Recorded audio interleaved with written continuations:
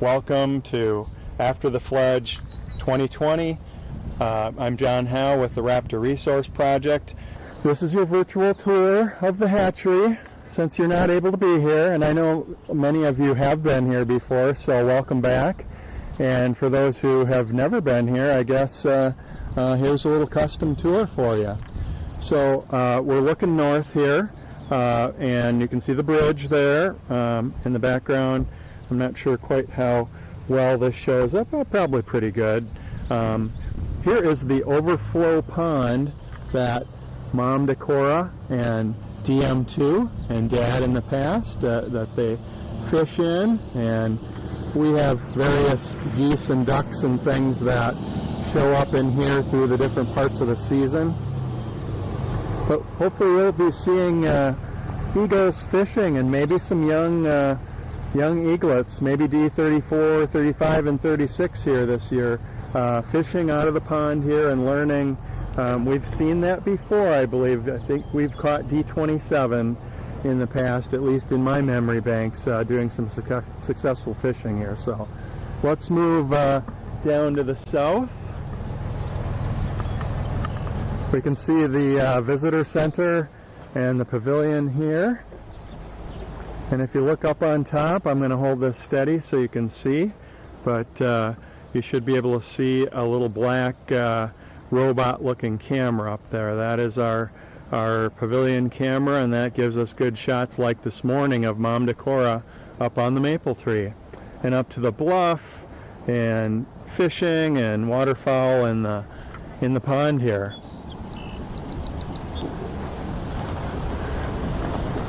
Beautiful sunny day. I think it's going to get fairly warm today. If we look over here to the east, we've got the bluff, and I'm not sure that we've seen a lot of the young this year perching up there, but in other years we've seen juvenile eagles after fledge perching up there and spending time. We have been down here and we've seen them soaring over the bluff, and they do like to catch the thermals and learn how to fly around this area. Let's come up a little closer and we'll just check out the visitor center here. I don't have advance okay to broadcast people, so I am going to try to avoid that. It doesn't look like anybody is over here right now. That is one thing with the virus actions here. The facilities are not open, but here's the visitor center, and this is at the famous Decorah Fish Hatchery. We've got our Friends of the Fish Hatchery mailbox here, and I guess you can either put fish food in there or donations, one of the two. And this will become operational, but we do have a automated play screen here, which is all set up with the internet, and this year it is not operational. You can see because the facilities are closed to the public for visitors here, but this will have a HD TV in it. It has in the past, and this is where the Decorah webcam will be broadcast. We do have a beautiful bench here that was carved and donated in the memory of Bob Anderson, our founder, and who started the Decorah Eagle Cam up way back when, many years ago. Just a beautiful area. We've got our local English sparrows that are nesting up there too, and I'm going to move out of here a little bit so we can get away from that. Hear over the chirps of the sparrows? Yeah, right. We've got a lot of people fishing down right past the falls. We're going to take a quick tour through here real quick, and hopefully there's a beautiful wildflower and prairie planted section here just east of the pavilion and the pond. And let's go down this trail here real quick.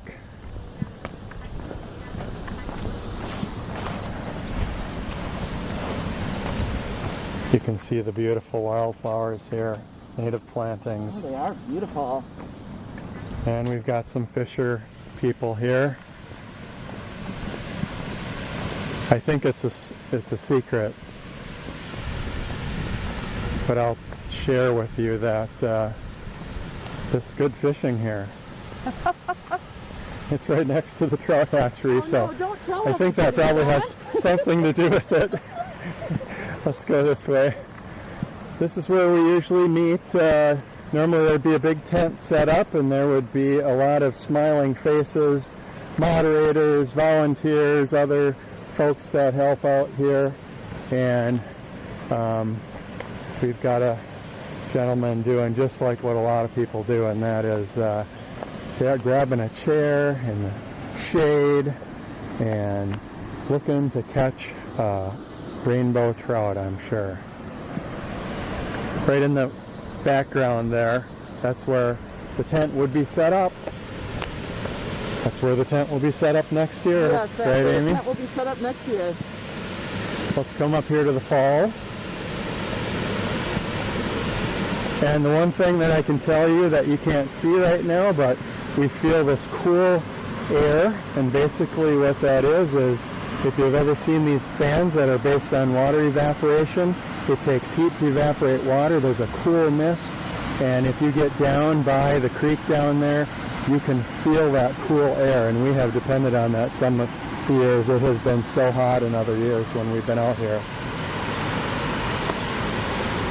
So the fall area, this is the source of the water for the fish hatchery.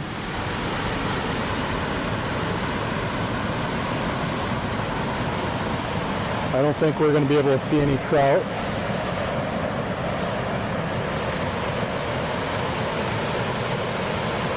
Oh, that water looks so inviting. It does. So pretty. It's lucky it's not too hot out yet, right? Right. All right. Let's take a look over here, and I did see Brian Malaise with the DNR Fish Hatchery earlier today. And it looks like, oh, he is at work today. We caught him. We caught him. Maybe we can go over here in the shade. Hi, Brian. Hi, John. How are you? Good, good. If everything is still broadcasting here, we are talking with the virtual After the Fledge crew. Well, that's cool. So before I get any closer, I'll wait for you to put your protective mask on there with it looks like flies on it. Yep, fish flies. Yeah, cool. Let's go over in the shade. So how many people are logged on? Well, you know what? I really don't know that.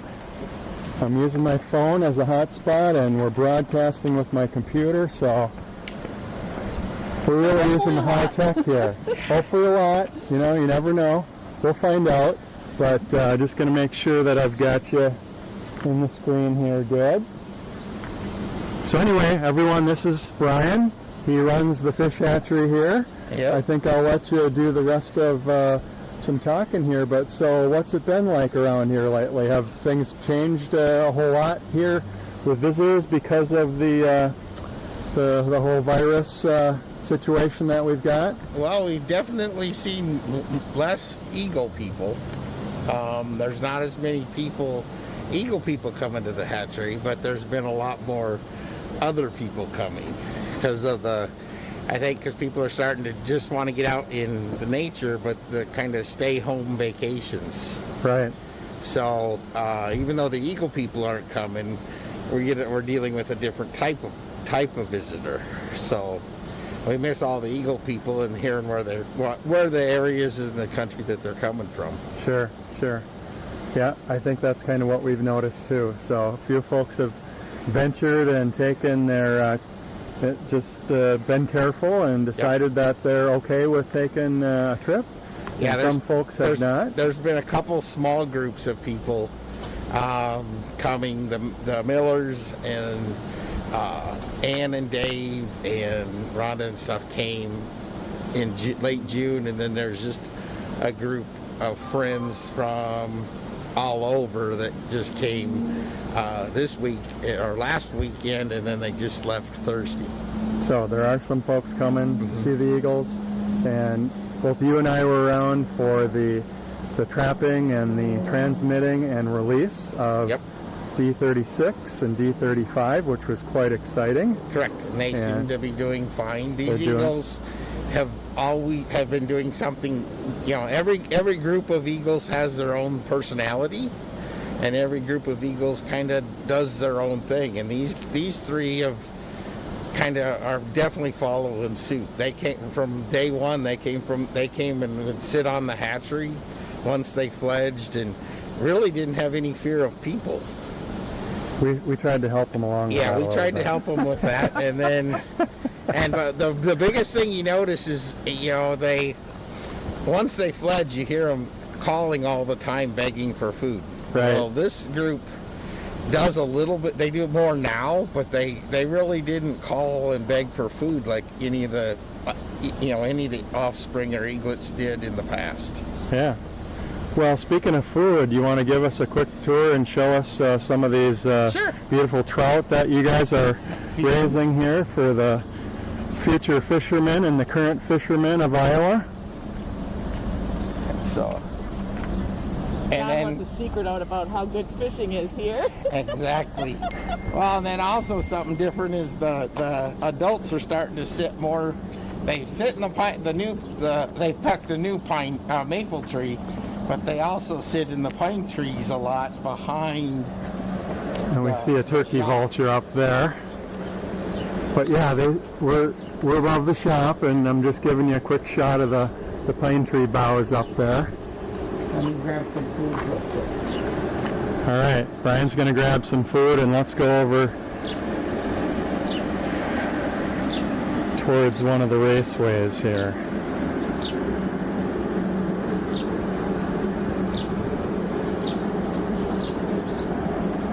These are the pine trees that Brian was talking about. And the parents, we've seen, right Amy, we've seen Mom and we've seen DM2. They sit up here and watch over the raceways, and they watch for opportunities to dive down and grab fish. They watch the young. Yep. Try to keep tabs on where they're screaming from. Or how to avoid them, maybe. Yeah, where the food orders are coming in from. We can see a few folks that are visiting, and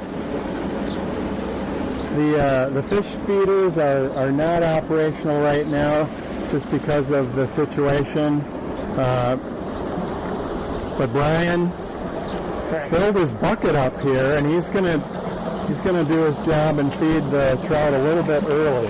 The fish feed and then the public restrooms have been closed since early or late March with the COVID-19 response. There we go. We've seen trout jump before. I'm going to try to move the camera back. It's got a mask on the speakers or the microphones, but not the camera. This is the size that the eagles.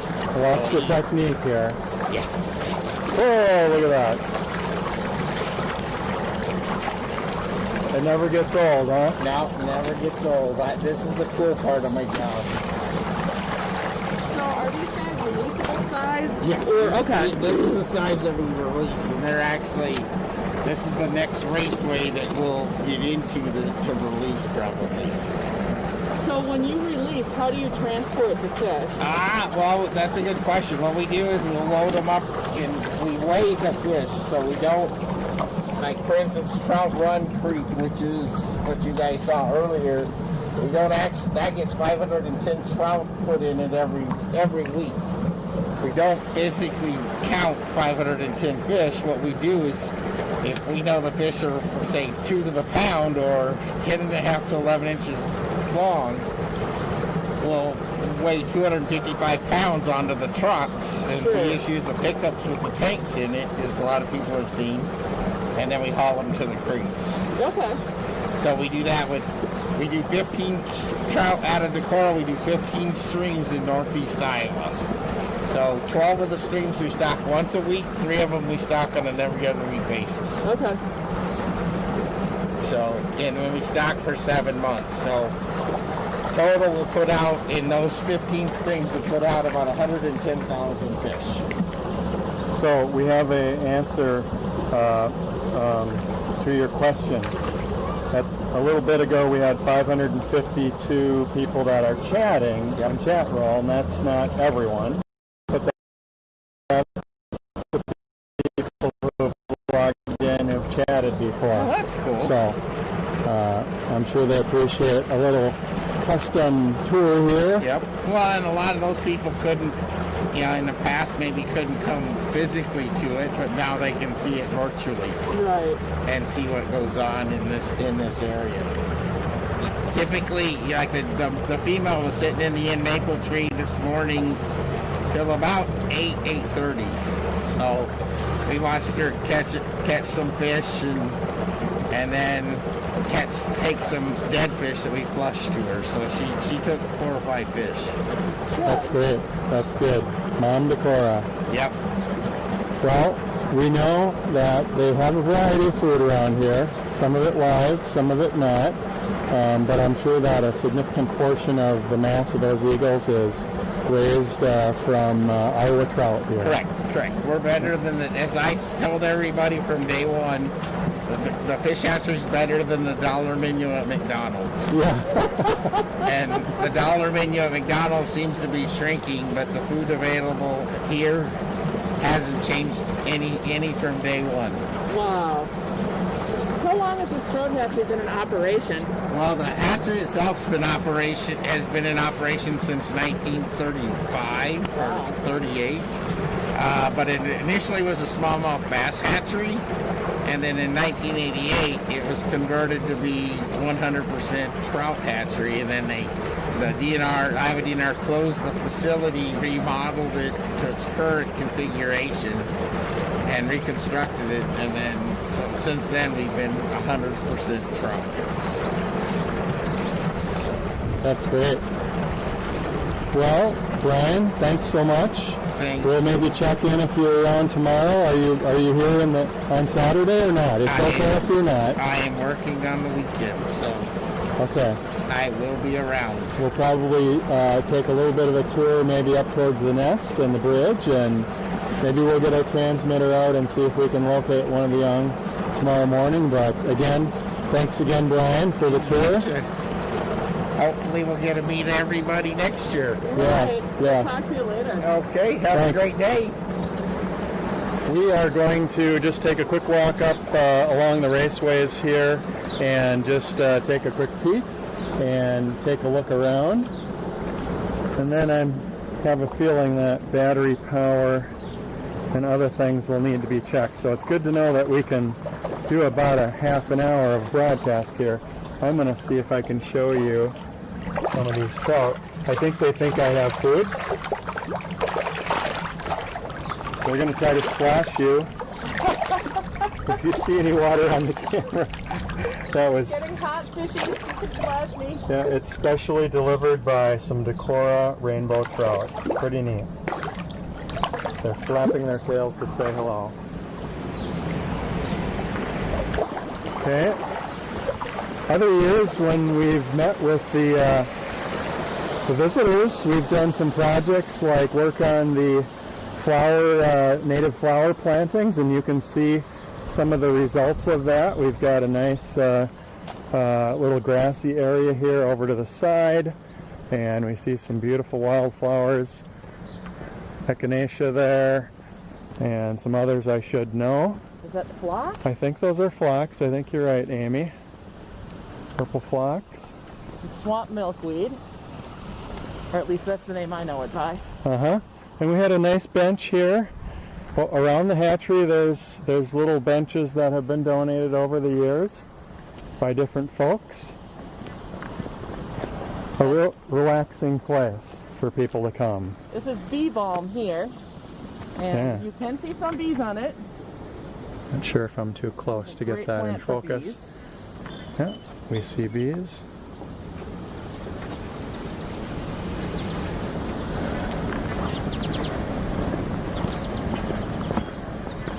And as we look north, actually straight north, right across this open raceway that has no water in it right now.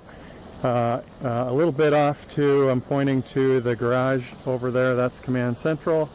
That is where, right below where N1, the former nest of the Decorah eagles, is right up above in that big cottonwood tree up there.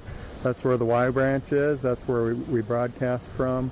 We pan over a little bit, we see the home of Willard and Mary Ellen Holthouse, and that's been a pretty popular spot for the young eaglets this year. Yes, it has been.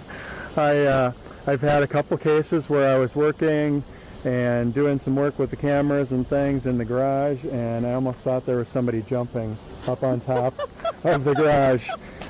When you go and take a look and there's an eaglet looking down off of the roof at you, with as good I think as an eagle can have smiling. They can only open their beaks, so they can't make their smile much bigger, but it sure looks like they're smiling down at you. There's some large trout in this one. These might be brooding trout, but you can see some big ones here, and there are some wires here to try to stop egrets and blue herons and other fish-loving birds from coming in here and doing some rogue fishing at the hatchery. And just to lay to rest a persistent rumor, these are not electrified. They provide a physical barrier, but they aren't electrified. Right. Yep. The little insulator connectors there look like the type that are used for that, but they're not. One more pond over here, and you can see why people come here. These are smaller. So you can see that with the glare of the sun. They are coming over towards us. They like us. Yes, they do. They think that we have food. If I dangled my toes down there, I bet you they'd get a cleaning. You'd get a pedicure? Yeah.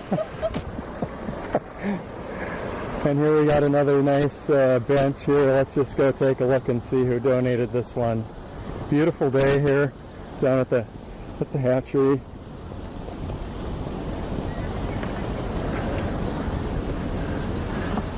In memory of D18, gone too soon, missed but not forgotten. Well, I think we are going to migrate back over and we will put it on the welcome screen for a little bit, and then we will switch over to the Decorah eagle stream. But you can see the remaining maple trees here. There's one there that they sit in. I think we've got M2 and maybe M3. I'm not sure exactly what the numbering is this year. After the main one was taken down, which would have been about right in the spot that I'm looking there.